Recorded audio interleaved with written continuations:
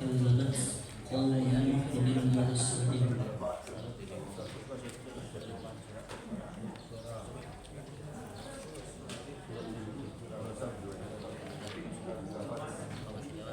Surat Asy-Syu'ara surat 26 ayat 105.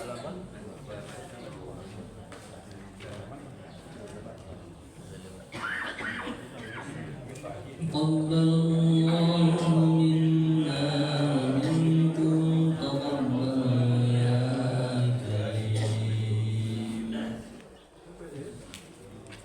A'udzu billahi minasy syaithanir rajim.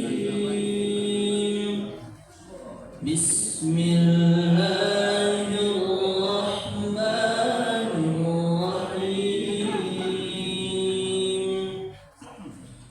Kadzabat qaum Nuhin al-mursalin إذ قال لهم أخوهم نوح ألا تتقون إني لكم رسول أمين فاتقوا الله وأطيعون وما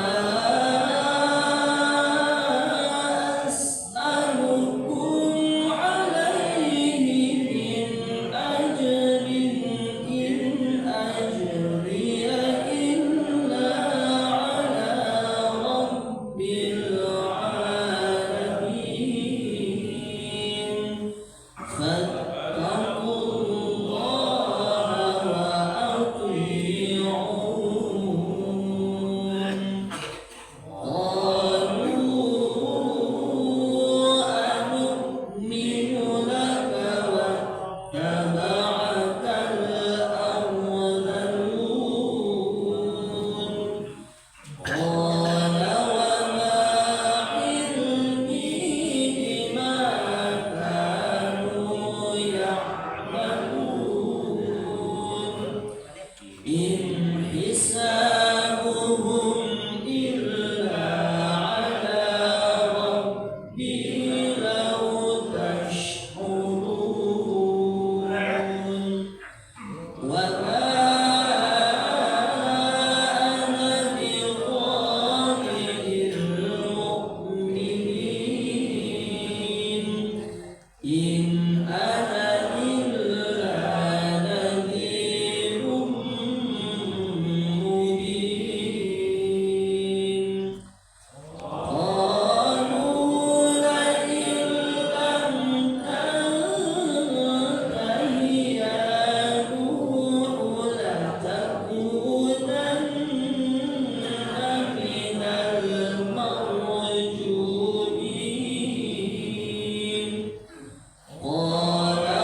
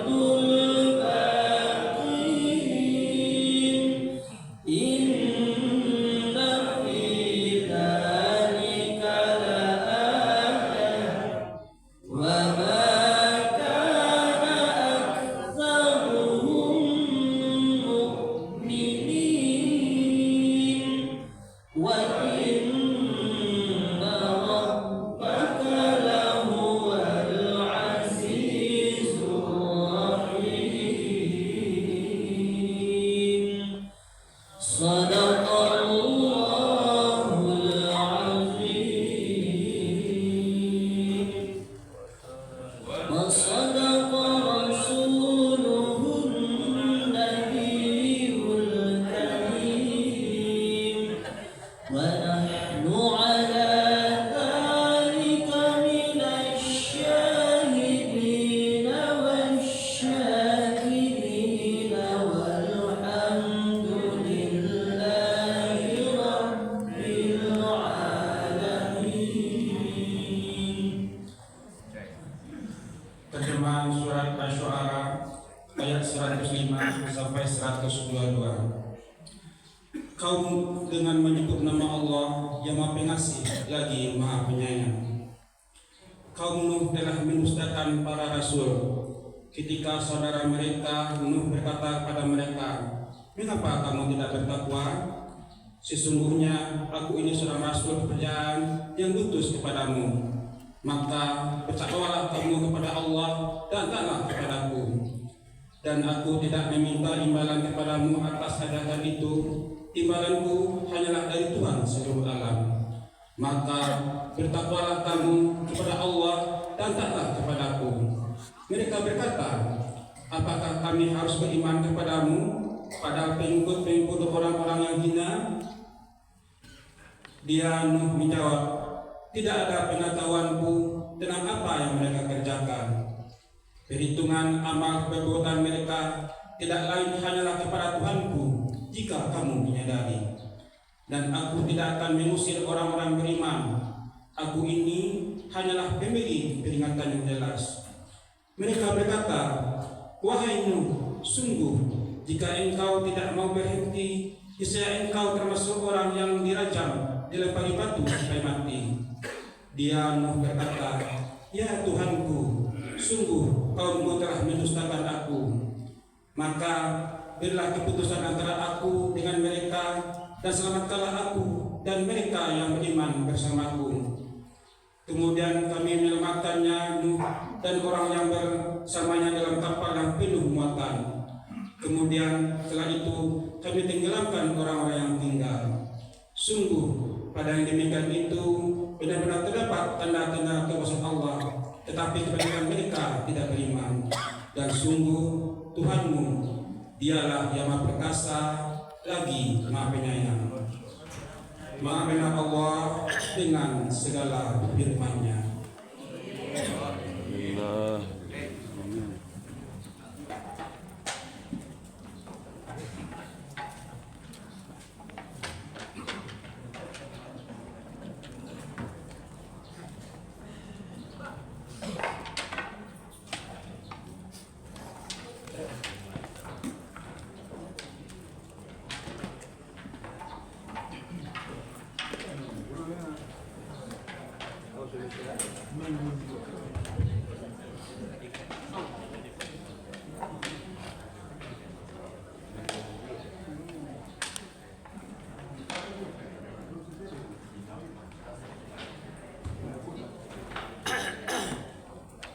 Bismillahirrahmanirrahim.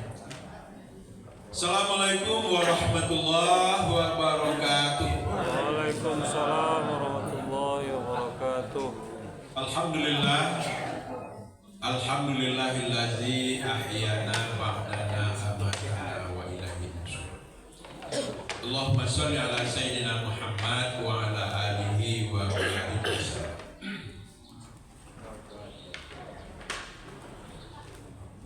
Yang sama kita hormati Bapak Ustaz kita, guru kita pagi ini, alhamdulillah Bapak Ustaz Beni sudah bersama kita.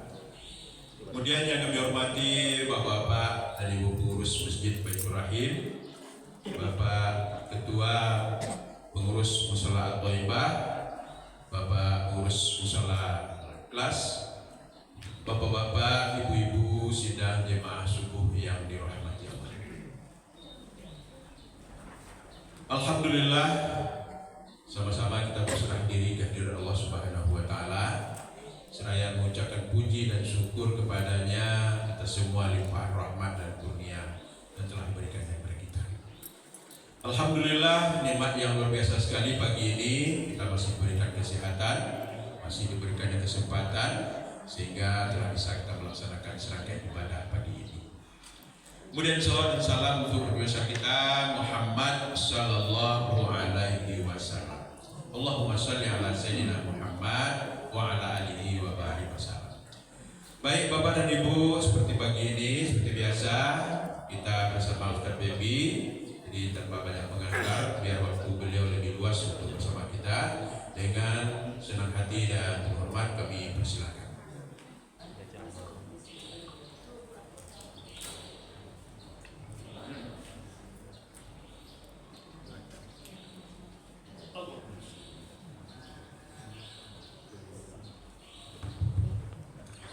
Bismillahirrahmanirrahim.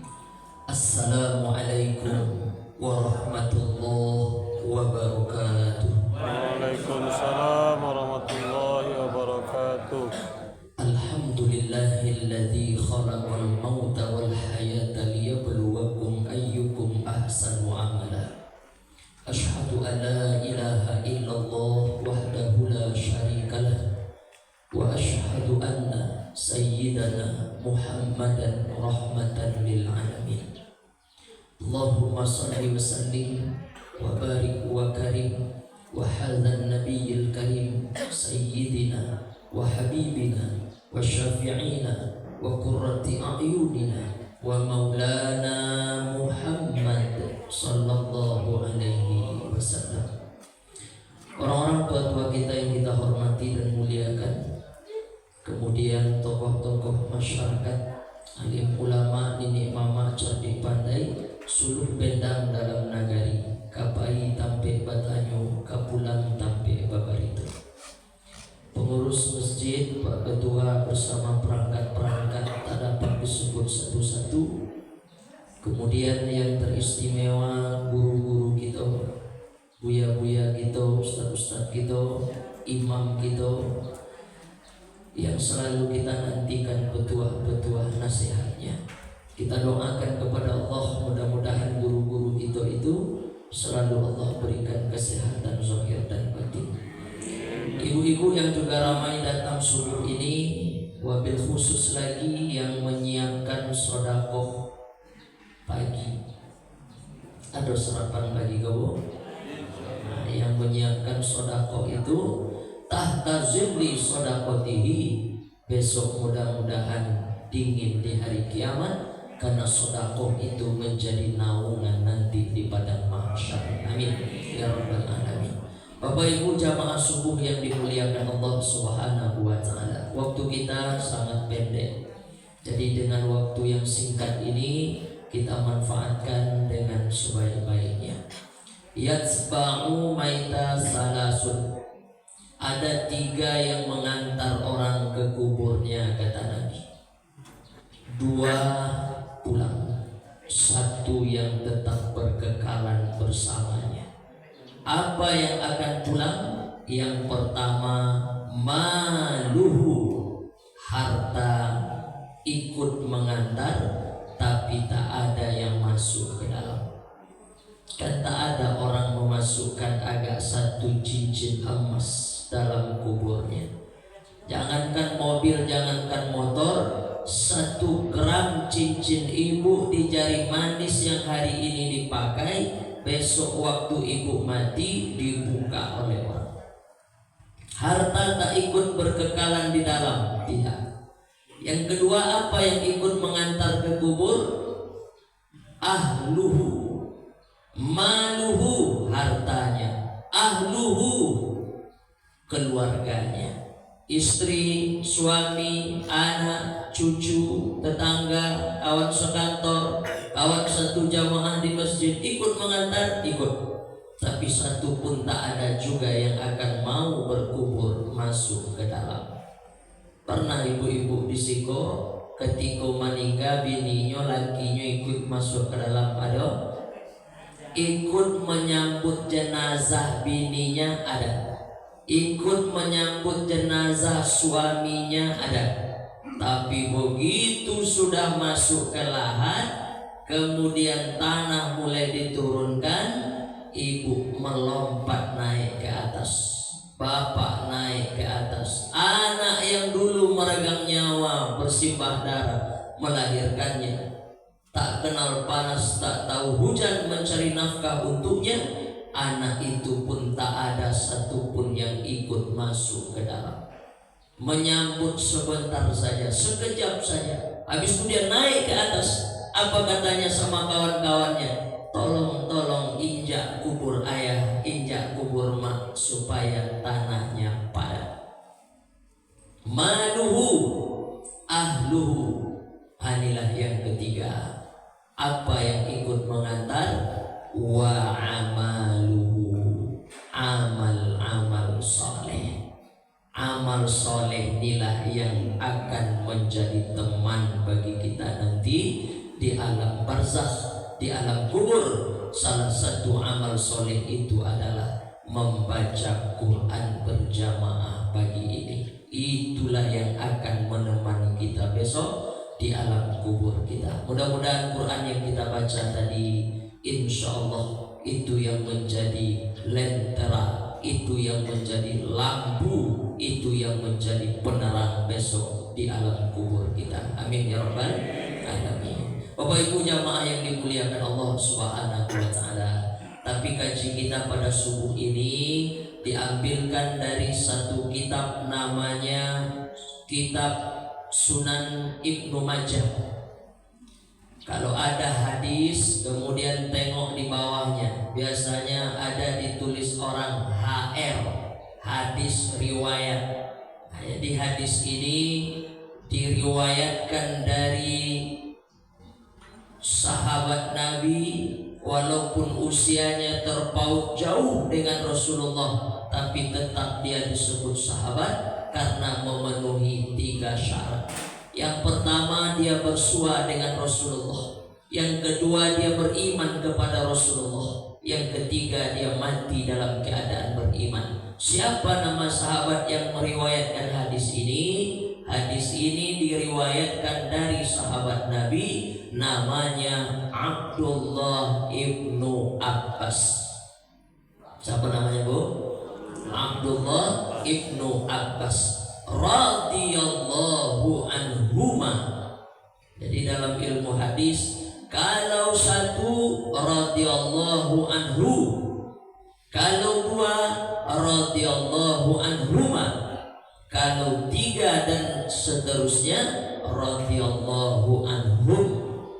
Kenapa ketika Abdullah ibnu Abbas itu disebut radhiyallahu anhuma? Karena dia selalu disandingkan dengan ayahnya, karena ayahnya juga dimuliakan. Siapa ayahnya?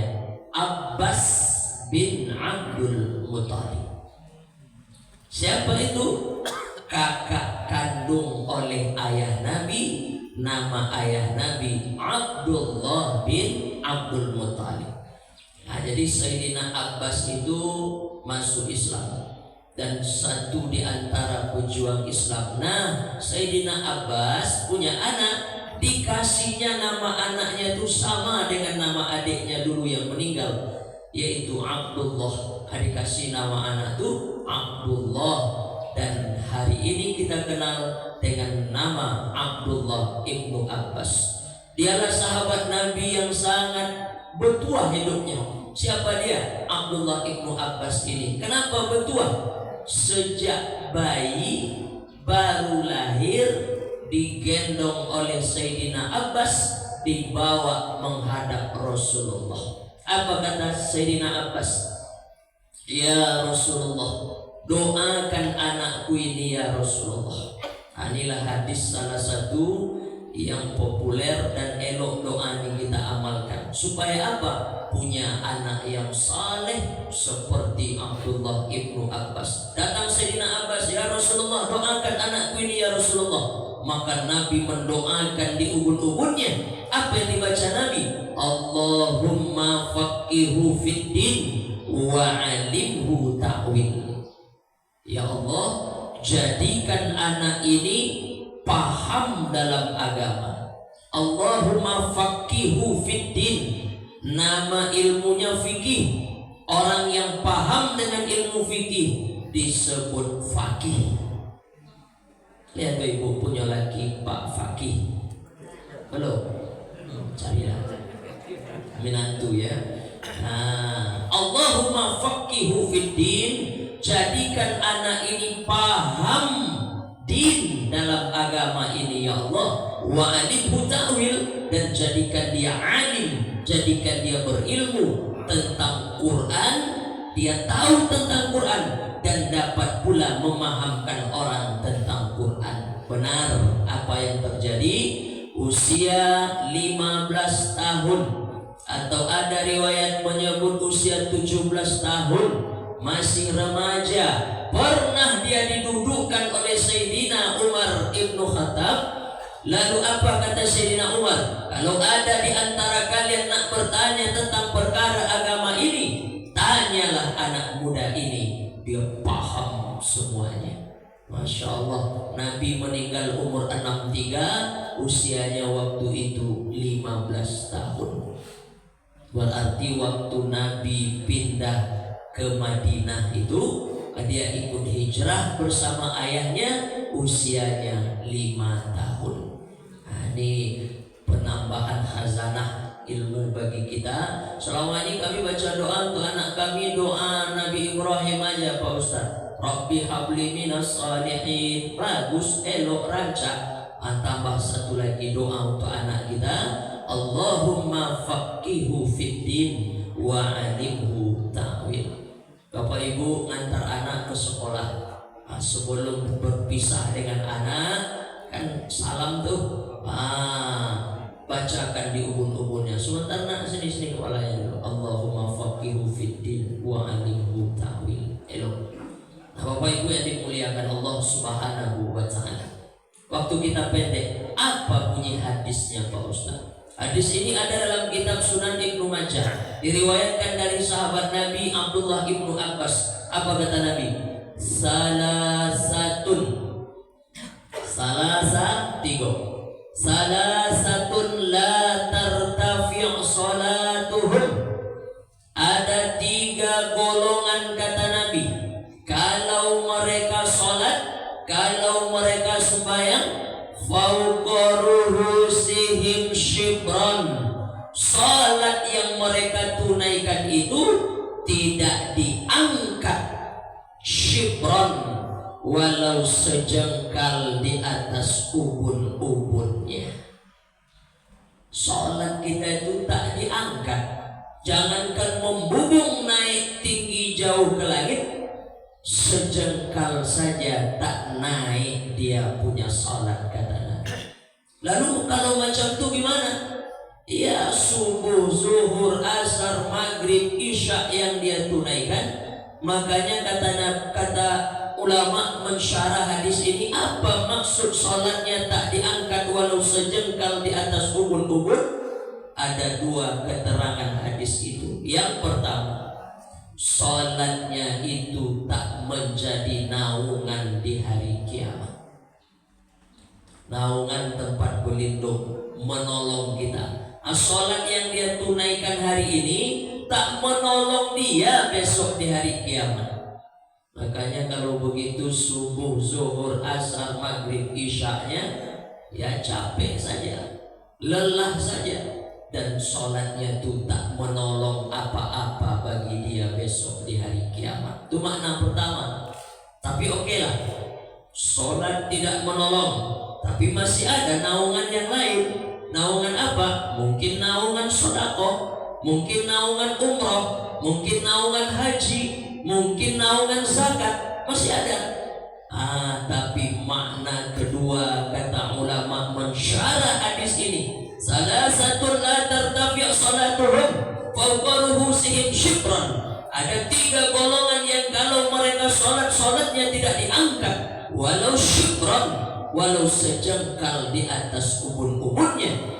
Makna yang kedua adalah salatnya itu mardud, salatnya itu memang ditolak oleh Allah Subhanahu wa ta'ala. Jadi kalau begitu sholat subuhnya percuma saja, sholat zuhurnya tak bernilai apa-apa, sholat asarnya lelah saja, sholat maghrib dan isyaknya tak ada makna sama sekali. Bapak Ibu yang dimuliakan Allah, tentulah kita tak ingin ini yang kita dapatkan. Lalu maksudnya 3 golongan itu siapa Pak Ustadz? Nah, ini sambungan hadisnya. Siapa golongan yang 3 yang dimaksud Nabi itu? Kalau cukup waktu selesai 3 perkara nih. Tapi kalau tak cukup, secukupnya saja, lain waktu dan kesempatan kita sambung. Yang pertama, siapa orang yang sholatnya tidak diangkat walau sejengkal di atas ubun-ubunnya? Yang pertama adalah rajulun amma qauman wa hum lahu karihun. Rajulun amma qauman, seseorang yang diangkat menjadi pemimpin di tengah-tengah masyarakat, wa hum lahu karihun, pada akhirnya orang tidak suka kepada dia. Tapi jangan gara-gara ini bapak-bapak takut menjadi pemimpin. Ini juga gara ceramah Ustaz Caniago kemarin jadi RT aja tak ada lagi yang mau. Bukan itu. Nah, maksudnya adalah kalau dia sudah disepakati, diangkat oleh orang, tentu kepercayaan orang ada sama dia. Tapi pada akhirnya orang tak suka, itu kenapa? Jadi ada dulu keterangannya. Tak sukanya itu kenapa? Bukan tak suka saja. Tak suka itu satu, karena dia bakhil, karena dia bodoh. Bukan bakhil, karena dia jahil. Lil jahli walil fisqi, dia jahil dan dia fasik. Nah, jadi yang pertama karena dia jahil. Apa itu jahil? Dia tidak berilmu akan bidangnya itu. Nah, makanya kalau kita diangkat menjadi pemimpin, jangan berhenti belajar. Karena ingat, ada 7 golongan yang besok mendapatkan naungan langsung dari Allah di hari kiamat. Yang pertama, siapa yang mendapat naungan itu?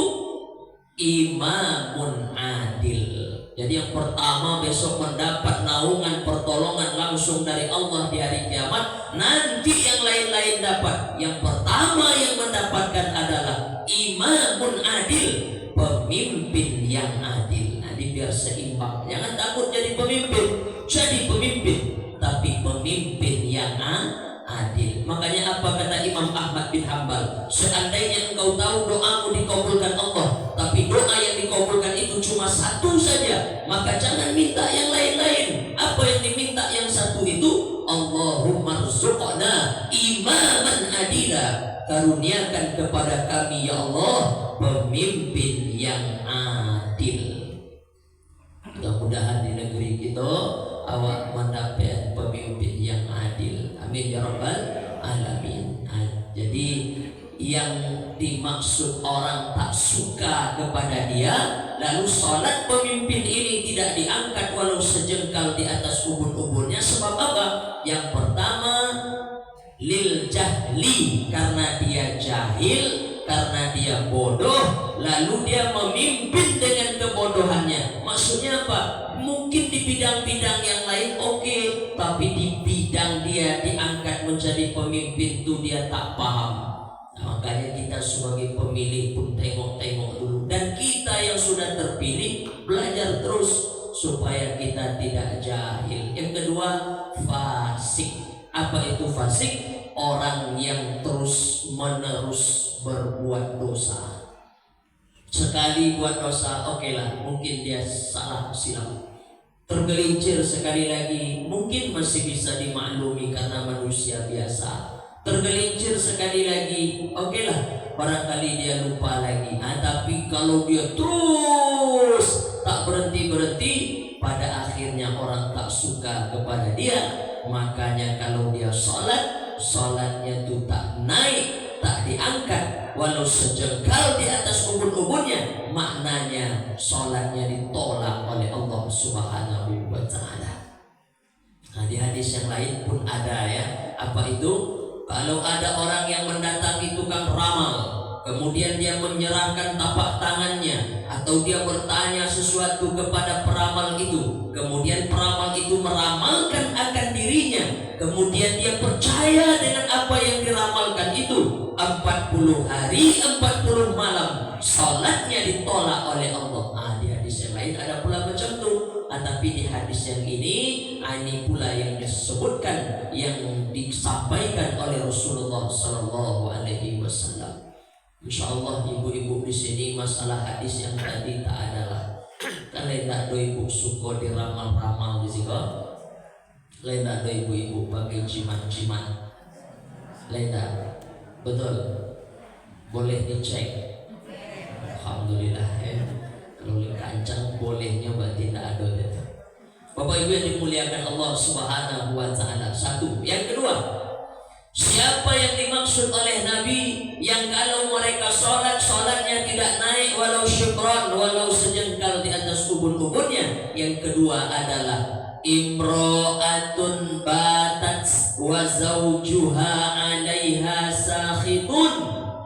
Imro'atun, perempuan atau istri, batat, tidur di malam hari, wa zawjuha 'alaiha sakhitun, dan dia meninggalkan suaminya dalam keadaan marah kepadanya.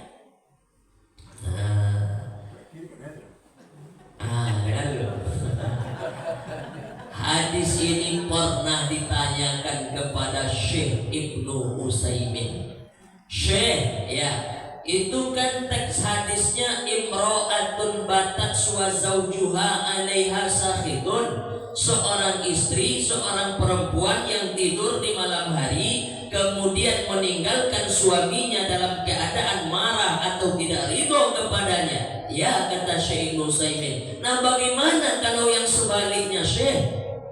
Apa jawaban Syekh Ibnu Utsaimin? Bodoh samu. Kalau ada seorang suami tidur dia di malam hari kemudian meninggalkan istrinya dalam keadaan gegana. Lihat tahu ibu gegana, gelisah, galau dan merana, dalam keadaan marah kepadanya, dalam keadaan tak ridho kepada lakinya, maka sholat sang suami ini sama, tak diangkat, tidak naik sholatnya walau sejengkal di atas ubun-ubunnya. Pertanyaannya, marahnya itu kenapa? Ibu kenapa marah sama Pak malam tadi itu sampai lalu? Pak anda keberang Ustaz, gamis awak 700.000 di Shopee nak lamu membayar. Tak masuk itu. Marahnya itu kenapa? Marah Ustaz, dari itu hati aku Ustaz. Soalnya Pak kamu suruh dari sholat isya dulu, tapi nyodak namun dan akhirnya nyolalo. Nah, tak nyoboh Ustaz, sakit hati aku. Punya suami, ada waktunya sholat, luang waktunya, tapi nyo sepele saja Pak Ustaz. Nah, kalau apa-apa mungkin lebih banyak alasan gitu. Apa alasan apa berang ke ibu? Ustaz tadi sore nyampai ke kadai juang sinan, ndak bertudung lah Ustaz, ndak berjilbab, nampaklah rambutnya Ustaz, nampak lehernya yang jenjang merpati. Jadi macam-macam karena persoalan agama, karena persoalan syariat, kemudian suaminya nih marah kepadanya. Makanya sebelum tidur itu kata ulama saling ridho meridhoi. Makanya contohlah Rasulullah dalam berumah tangga. Baca satu kitabnya kecil. Apa judulnya? 1 hari di rumah Rasulullah. Itu bagus sekali. Mau pernah baca bagaimana Nabi, Masya Allah, luar biasa romantisme bersama istri. Kalau masalah romantisme rumah tangga jangan contoh artis. Jangan contoh yang lain-lain. Terus siapa yang dicontoh? Nabi Muhammad sallallahu alaihi wasallam. Macam mana Nabi itu kepada istrinya? Lemah lembut luar biasa. Memanggil istrinya saja tak disebut namanya. Terus apa panggilannya? Ahmar, merah. Ya Humairah, wahai istriku yang pipinya kemerah-merahan. Masya Allah. Karena Aisyah itu kan orang Arab, jadi putih. Makanya kalau terkena sinar matahari pipi Aisyah itu agak merah-merah nampaknya. Apa kata Nabi? Ya Humairah, wahai istriku yang pipinya kemerah-merahan. Ustaz awak ni lo panggil bini awak macam tu Ustaz. Bagus, mantap. Lanjutkan. Cuma ada masalahnya Ustaz. Apa masalahnya Pak? Bini awak hitam. Kalau agak hitam istri seketek, ya panggil ya Humairah, nanti tersinggung ibu tu. Lainnya lah mendengar lu ceramah kan. Lalu apa panggilan raja Ustaz? Ya carilah. Mungkin panggil ya black sweet. Wahai istriku yang hitam manis. Banyak lagi yang lain-lain. Intinya adalah ternyata ibadah. Lemah lembut kepada istri ibadah. Datang seorang laki-laki menghadap Rasulullah. Ya Rasulullah, siapa yang terbaik di antara kami ya Rasulullah? Khairukum, kata Nabi, yang terbaik di antara kalian khairukum li ahli, yang baik, yang lembut kepada istrinya. Jadi kalau ada apa-apa nak bertanya, Ustaz, yang terbaik di antara kami itu siapa Ustaz? Apakah yang puasa sunat Senin Kamisnya tak putus-putus? Apakah orang yang tak hanya menunaikan sholat wajib tapi yang sunat-sunat pun dikejarkannya? Bukan. Yang terbaik kata Nabi dalam hadis ini, khairukum li ahli, yang paling lembut kepada istrinya.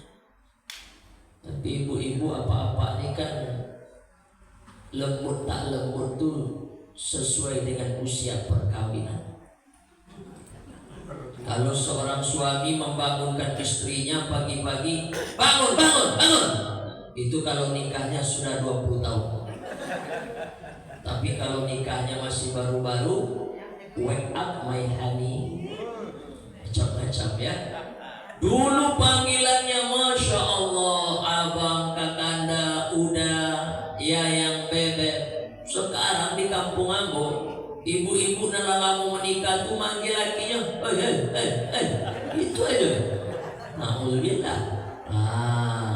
Nabi Muhammad tuh nikah dengan Khadijah itu pun bukan sebentar. Berapa lama Nabi nikah dengan Khadijah? 25 tahun. Lama. Tapi apa yang terjadi? Selama menikah dengan Khadijah, Khadijah bersuamikan Rasulullah. Dalam sholat ketika Khadijah sudah wafat, maaf, sampai cemburu Aisyah radhiyallahu anha. Kenapa Aisyah cemburu? Karena nama Khadijah selalu disebut-sebut oleh Nabi dalam doanya. Apa kata Aisyah dalam satu hari? Ya Rasulullah, kenapa orang yang sudah mati itu masih kau sebut-sebut? Apa kata Nabi? 25 tahun aku menikah dengan Khadijah, sekalipun suara Khadijah itu tak pernah tinggi daripada suaraku.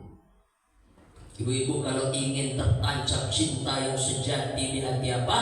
Ada syaratnya. Apa itu? Suara ibu jangan lebih tinggi daripada suara apa. Kalau di Siko lebih kadang suara ibu atau suara apa? Begitulah ternyata Khadijah. Sehingga Nabi tak pernah lupa.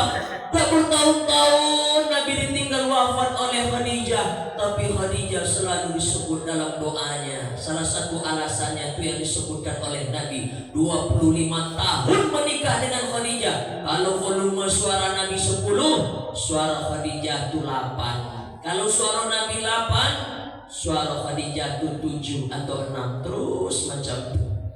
Makanya kata Nabi, tidak ada jaminan surga bagi seorang perempuan. Ada 3 perkara ini dia tunaikan, surga jaminan baginya. Yang pertama, dia tidak tinggalkan sholat 5 waktu. Yang kedua, dia tunaikan puasa Ramadan. Yang ketiga, manakala dia meninggal dalam keadaan suaminya ridho kepadanya. Memang banyak sekarang, Pak, bapak tak nangis istri bapak meninggal. Aku ridho Ustaz. Maksudnya dah lama aku tunggu. Nah, tak ridho maksudnya itu apa? Bukan ridho dia dapat begini lagi. Tak, ridho itu apa? Ketika istrinya itu meninggal dalam keadaan hatinya tidak terluka karena istrinya itu. Maka ibu-ibu dapat jaminan surga. Bapak Ibu yang dimuliakan Allah Subhanahu wa taala, balik ke cerita yang tadi karena waktu kita dah habis. Maka sebelum tidur saling meridhokan. Suami ridho pada istri, istri ridho pada suami. Insya Allah sholat kita tidak akan terganjal. Naik sholat kita. Maksud naik apa? Sholat kita itu diterima Allah, dan sholat kita besok dapat menjadi naungan di hari kiamat. 2. Yang ketiga, yang terakhir, karena Nabi sebut dalam hadis ini salah satu 3. Yang pertama, siapa orang yang sholatnya tak diangkat walau sejengkal di atas ubun-ubunnya? Yang pertama, rajulun amma qauman wa hum lahu karihun. Seorang pemimpin yang diangkat di tengah-tengah masyarakat, pada akhirnya orang tidak suka kepada dia. Tak suka kenapa? Karena dia jahil, karena dia bodoh. Yang kedua, karena dia fasik. Lil fisqihi, karena dia pelaku fasik, orang yang terus-terus berbuat dosa. Yang kedua, siapa orang yang tidak diangkat sholatnya walau sejengkal di atas ubun-ubunnya? Yang kedua adalah seorang istri atau seorang suami yang meninggalkan pasangannya di malam hari, di bawahnya tidur dalam keadaan marah atau tidak ridho kepadanya. Yang ketiga, yang terakhir, kata Nabi dalam hadis ini, wa akhawani mutasarriman. Orang yang tadinya bersaudara, orang yang tadinya berkawan, tapi karena satu persoalan, mungkin beda dalam argumentasi, beda dalam cara pandang dalam satu perkara, beda pilihan politik, macam-macam, lalu terputuslah tali silaturahimnya. Apa kata dia? Sampai mati tak akan kusambung lagi tali silaturahim dengan si aku itu, dengan simpulan-simpulan itu. Sampai mati tak akan lagi aku berkawan dengan dia. Sampai mati aku tak akan lagi dekat dan menyambung tali silaturahim dengan dia. Wa akhawani mutasarriman. Orang yang seperti ini, kalau dia salat, salatnya juga tidak diangkat walau sejengkal di atas ubun-ubunnya. Makanya belajar tazkiyatun nafs, kata orang. Macam-macam judul pengajian ada, dibuat orang judulnya tazkiyatun nafs, ada judulnya belajar ilmu tasawuf, ada judulnya belajar membersihkan hati. Sama itu. Makanya ternyata ibadah yang kita tunaikan ini, mau belajar fikih ini, mau belajar fikih itu, mantap, nampak abid ahli ibadah, tapi di dalamnya tak beres, di dalamnya kotor, di dalamnya kumuh. Makanya ternyata ilmu yang pertama yang kita pelajari itu dulu apa?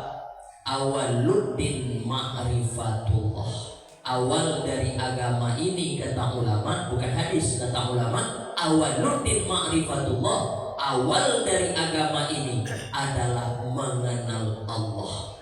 Mengenal Allah itu maksudnya apa? Mengenal Allah, bukan zat Allah, tapi sifat-sifat Allah. Apa sifat Allah? Rahman, Rahim, pemaaf, pengampun. Jadi kalau kita kenal dengan itu, bagaimana mungkin kita tidak pemaaf? Allah saja Maha Pengampun. Bagaimana kita tidak berkasih sayang dengan makhluk Allah? Allah saja Ar-Rahman Ar-Rahim. Nah, itu maksudnya. Jadi ternyata bersihkan hati ini penting. Makanya ada satu sifat namanya apa? Hasad. Kalau ada orang yang punya sifat hasad, kata Nabi, hasad itu macam api yang membakar seluruh amal ibadahnya. Macam kayu dibakar oleh api. Macam mana nasib kayu setelah dimakan api? Jadi arang. Arang itu kalau diremas kuat-kuat jadi debu. Habaan mansurah. Tiup kuat-kuat, terbang Macam itulah amal ibadah orang yang hatinya kotor karena penyakit hasad. Apa hasad itu? Nama sifatnya hasad, nama orangnya hasidin. Lain ada ibu punya lagi Pak Hasidin? Ada. Hasad. Hasan. Hasan bagus, artinya elok, rancak. Aku ingin sampaikan tadi, kalau ada terlanjur punya lagi namanya Pak Hasan, ganti huruf dal itu dengan huruf nun. Jadi Hasan. Hasan itu elok, rancak, bagus artinya. Jadi punya lagi Hasan, jangan punya lagi Hasan mantap. Nah, Pak Ibu yang dimuliakan Allah Subhanahu wa Ta'ala, jadi jangan punya penyakit hasad. Terakhir, datang seorang laki-laki menemui Rasulullah. Ya Rasulullah, ada orang di sana sudah meninggal ya Rasulullah yang ahli ibadah di situ. Disampaikan cerita ibadahnya kepada Rasulullah. Lalu sahabat ini bertanya, surga mana tempatnya ya Rasulullah? Tiba-tiba Nabi mengatakan, orang yang kalian ceritakan kepadaku barusan tempatnya di neraka jahanam, kata Nabi.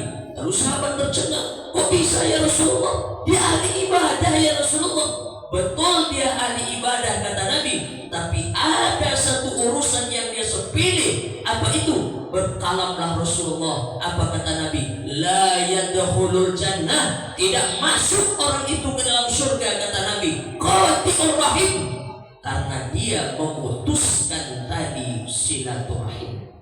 Nah, jadi Bapak Ibu yang dimuliakan Allah, jagalah yang 3 perkara ini. Kalau kita diangkat menjadi pemimpin bagus, itu mungkin jalan kita besok dapat naungan langsung dari Allah. Jadilah pemimpin yang adil. Tapi kalau orang pada akhirnya nggak suka karena kita bodoh, karena kita tak berilmu, dan kita fasik, buat dosa terus, pada akhirnya orang tak suka. Kemudian yang kedua, kalau jadi istri atau suami tak mau tahu, tak peduli dengan pasangan kita, ini pun bahaya. Yang ketiga, kalau sudah sempat putus tadi silaturahim kita, maka jangan segan-segan sambunglah kembali. Ini bukan untuk siapa-siapa, kebaikannya akan terpulang pada diri kita sendiri. Pas jam 6:30, itulah yang dapat disampaikan pada subuh ini. Mohon maaf kalau ada salah dan silap atau yang kurang pada tempatnya. Mudah-mudahan dapat dipahami. Lain paham Bapak Ibu isi gaji kita pagi kan? Alhamdulillah. Mungkin tidak kita buka sesi tanya jawab karena udah jam 6:30 dan di belakang udah disiapkan nampaknya. Betul ya? Lain waktu dan kesempatan. Itu yang dapat disampaikan. Ilmu alun setahun jagung, darah alun setampuak pinang, pengalaman jauh sekali. Waktu salah jauh silap, disusun jarinan 10, ditundukkan kapalunan 1. Mohon maaf zahir dan batin. Subhanakallahumma wa bihamdika asyhadu an la ilaha illa anta astaghfiruka atubu ilaik. Akhirul kalam, billahi taufiq wal hidayah. Wassalamualaikum warahmatullahi wabarakatuh. Waalaikumsalam warahmatullahi wabarakatuh.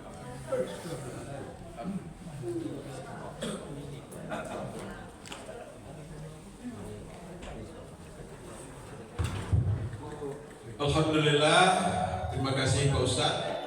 Luar biasa sekali kajian kita pagi ini. Mudah-mudahan apa yang disampaikan tadi menjadi pelajaran, menjadi iktibar oleh kita semua dalam rangka kita mencapai ridha Allah Subhanahu wa Ta'ala. Amin, amin ya rabbal alamin. Bapak dan Ibu-ibu sidang jemaah subuh yang dirahmati Allah, kita tunggu persiapan untuk hidangan pagi ini. Seperti yang disampaikan oleh Pak Ustadz tadi, luar biasa bagi orang yang menyiapkan hidangan pagi ini, yang melayani kita, nanti insya Allah juga akan dilayani di hari akhir nanti, insya Allah. Jadi ingin bapak-bapak dan ibu-ibu, saudara-saudara kita yang rapat ini mendapat balasan pahala nanti di hari akhir. Amin, amin ya rabbal alamin. Kemudian informasi pagi pertama dengan perolehan IPA subuh yang terbaik pagi ini oleh kita berjumlah 261.000. Alhamdulillah. Mudah-mudahan pada kita Bapak dan Ibu yang bersedekah pagi ini, mudah-mudahan membalas pahala Allah Subhanahu wa taala. Amin ya rabbal alamin. Kita bantu, kita berbagi biar cepat saja. Jadi inilah kegiatan kita subuh ini, insya Allah akan kita lanjutkan terus. Dan alhamdulillah luar biasa melihat wajah-wajah yang datang pagi ini penuh semangat, penuh motivasi, dan inilah yang menjadi energi pagi kita, kegembiraan pagi ini. Di antara juga keberuntungan kita pagi ini, yang bangun pagi, yang bangun subuh, ada keberuntungan kita. Pertama, udara, menghirup udara pagi kita yang punya kesempatan. Kalau siang awal pelok, sehingga dari awal pelok ada terima di beberapa orang kalau jagung. Jadi kita secara kesehatan dia dokter ya. Ini dokter membenarkan. Beruntunglah orang yang bangun awal di subuh, menghirup udara pertama ya Pak Pergerak. Awak yang dapat kesempatan. Kalau mengambil wudhu, kita yang dapat kesempatan pagi. Konon ceritanya air yang pertama kita ambil itu untuk berwudhu itu penuh hikmah. Penuh hikmah. Artinya apa? Apabila nanti dalam berwudhu kita bergumur-gumur, kita menghirup dengan hidung, masya Allah luar biasa manfaatnya secara kesehatan. Sudah dibuktikan orang non muslim saya mengakui itu. Sebenarnya orang Islam itu lupa bahwa dia punya keberuntungan ketika dia berwudu, berkumur-kumur, menghirup air di melalui hidungnya, itu sangat luar biasa bagi kesehatan. Ini pengantar saja, ini menjelang apa? Menjelang kita jangan lengkap dan jangan cukup. Jadi itu yang apa? Kemudian kegiatan kita yang masih berlanjut juga gerakan menabung, masih silakan ibu-ibu, bapak-bapak yang sudah mendaftarkan menjadi anggota gerakan menabung Masjid Baitur Rahim dengan nama Gema Baitur Rahim. Selalu membantu kita. Selalu kita kumpulkan dalam bentuk mulai dari dari tabungan 1.000 rupiah sehari. Kalau pada situ kau jual lah. Ada yang nunggu tidak ada dapat jawab. Tinggal apa cek. Masya Allah luar biasa. Kita ucapkan terima kasih kepada ibu-ibu kita yang telah membantu menyiapkan hidangan pagi untuk kita, sehingga kita pagi ini dapat menikmati. Masya Allah berangkat bekerja dengan sudah minum air hangat pagi dan hidangan yang diberikan ini. Ada dua lagi seperti itu Pak. Khairul Salam hadir. Ya. Pak Khairul Salam hadir. Alhamdulillah. Pak Jeb, situ Pak Jeb. Itu Pak Jeb. Ya. Masya Allah. Terima kasih kepada orang yang sudah berperan serta aktif dalam kegiatan kita pagi ini. Alhamdulillah. Tidak banyak pengantar dengan mengucapkan Bismillahirrahmanirrahim. Kita nikmati. Kami akhiri. Assalamualaikum warahmatullahi wabarakatuh. Waalaikumsalam warahmatullahi wabarakatuh.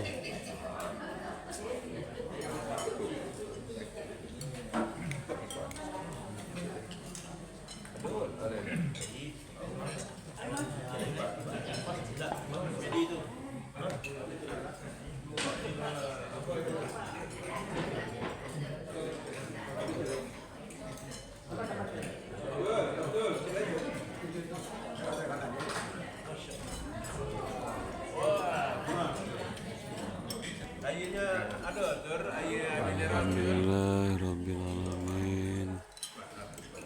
Assalamualaikum warahmatullahi wabarakatuh. Insyaallah Palestina merdeka, amin ya rabbal alamin.